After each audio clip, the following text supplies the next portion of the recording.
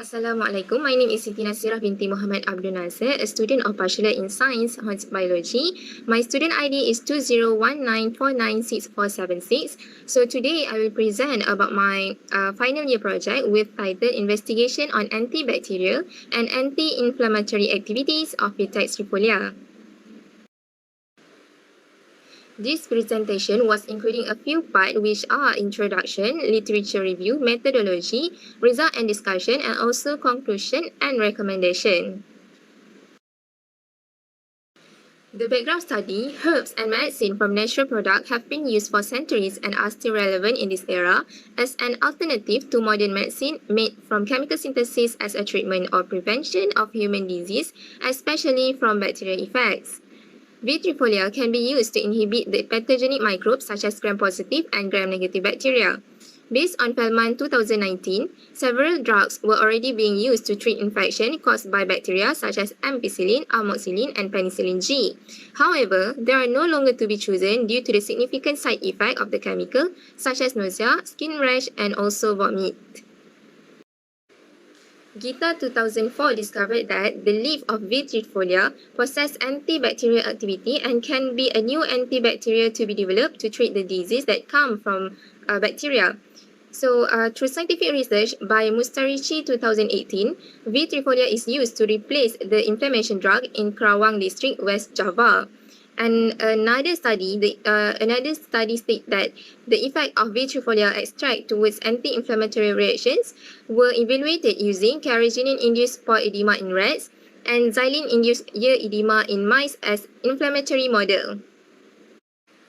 The problem statement of the study is the most of the infection that occur throughout the world come from the infection of microorganisms. Based on Odonkor and other 2011, B-lactams include penicillins are proven to be as one of antibiotic that very effective to inhibit gram-positive and gram-negative bacteria which are as aureus. However, the frequent usage of the same antibiotic can regulate a resistance for the microorganism with the drug. Vitrifolia plant used for medicinal purpose as it can decrease the negative effect for the current medicine such as allergic reaction to the skin. Next, inflammation can be categorized as a critical infection to maintain homeostasis of the body.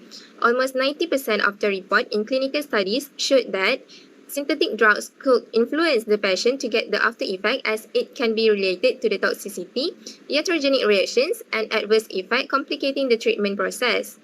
Thus, to boost the achievement in pharmacological response, Vitrifolia is used as a medication therapy to treat inflammation. The significance of the study is to reaffirm the potential of Vitrifolia as an antibacterial agent for any type of bacteria. Next, the second one, Vitrifolia leaf have the ability to use as a remedy for rheumatism, gout, sinus, hydrocele, and hemorrhoids, and also can be used as a larvicide. Other than that, the research on this type of leaf also is to investigate the effectivity of the Vitrifolia plant being useful in the treatment of the inflammation. The leaf of this plant can be used externally, applied for sprains, or internally, such as common cold, headache, or inflammation of the eye. Vitrifolia leaf have a lot of active substance such as flavonoid, alkaloid, tannin, and saponin that surely can be one of the materials that can play a major role in the plant's antibacterial and anti-inflammatory activities. There are three objectives of the study, which are the first one to investigate antibacterial activity of Vitrifolia extract towards selected gram-positive and gram-negative bacteria using this diffusion assay. The second one is to evaluate the anti-inflammatory potential of Vitrifolia plant through albumin denaturation inhibition activity assay.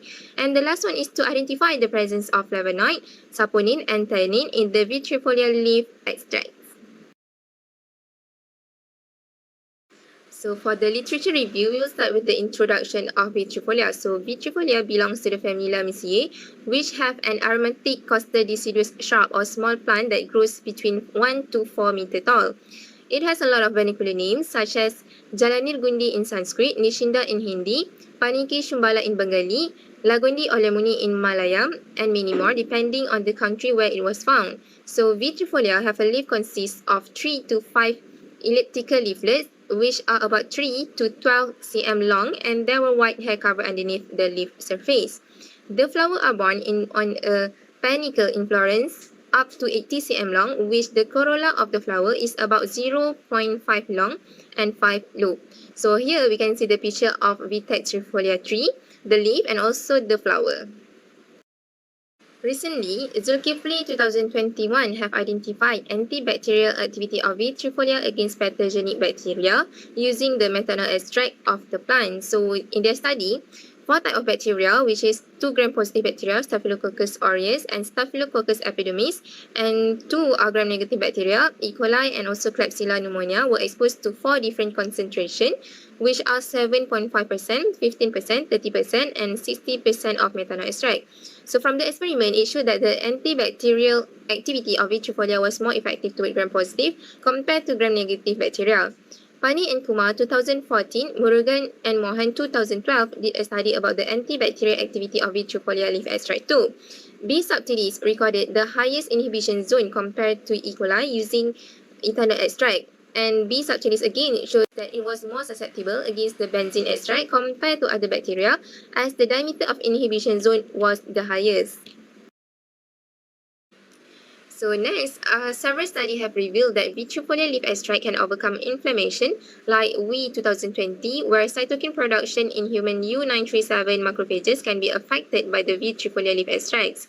WST1 cell viability assay was used to show the efficacy of Vitrifolia leaf extract on cell viability of U937 macrophages. So from the result obtained, it shows that ultrasonication in dichloromethane and maceration in ethanol were most active in inhibiting TNF alpha and IL-1 beta production in human U937 macrophages. And then, denaturation of protein is one of the causes of inflammation. So hydrolytic enzyme and prostaglandin are responsible for thermal denaturation. From the research evaluated, the effects of Vitrifolia leaf extract can be seen on the result of the inhibition test for albumin, where 50, 100, 200, 400, 600, and 800 microgram per ml concentrations. And the results show that the high inhibition was at the highest concentration, which are 78.18%. A phytochemical test also was made by Muhammad Shukri and Hazizul Hassan 2021 and Tanmozi 2015 to identify the component that had in the Vitrifolia. It was tested for alkaloid, flavonoid, glycoside, saponin, and many more. So for the methodology, it was started with the maceration extraction method to extract the Vitrifolia leaf, and then the preparation of MHA and nitrogen agar, the bacterial culture, and the antibacterial activity was tested with this diffusion test, which is it was to measure the zone of the inhibition that appear on the MHA agar. For the anti-inflammatory test, the first step is for the solution test, 0.2 ml of egg albumin, 2.8 ml of phosphate buffer with pH 6.4, and 2 ml of diverse concentration of test extract was filled into different test tubes. As a standard solution, diclofenac sodium also was prepared in the same way as a sample solution, and 2 ml of distilled water was used as a control. After incubate for 15 minutes and heated at 70 degrees Celsius for 5 minutes, spectrophotometer was used to measure the absorbance against 660 nanometer. A formula was used to calculate the percentage of the inhibition of protein denaturation.